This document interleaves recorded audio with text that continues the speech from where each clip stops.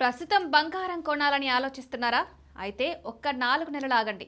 City bank నివేదిక ప్రకారం తులం బంగారంపై ఏకంగా 25,000 రూపాయలు తగ్గే అవకాశం ఉంది. ఇప్పటికే ₹1,00,000 మార్కును దాటిన బంగారం ధరలు భవిష్యత్తులోనూ భారీగా పెరుగుతాయని చాలా మంది భావిస్తున్నారు. కానీ బులియన్ మార్కెట్ నిపుణులు కూడా ఇప్పుడే తొందరపడొద్దని సూచిస్తున్నారు.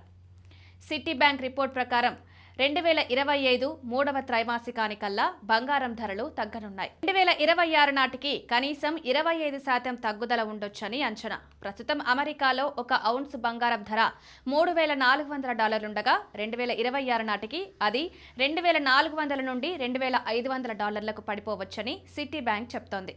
బంగారం ధరలు తగ్గడానికి పలు కారణాలున్నాయి. ప్రస్తుతం బంగారంపై పెట్టుబడి డిమాండ్ తగ్గడం, ప్రపంచవ్యాప్తంగా ఆర్థిక అభివృద్ధి మెరుగుపడే అవకాశం, ట్రంప్ ప్రభుత్వ టారిఫ్ ప్లాన్స్ సర్దుబాటు వంటి అంశాలు దీనికి దోహదపడతాయి.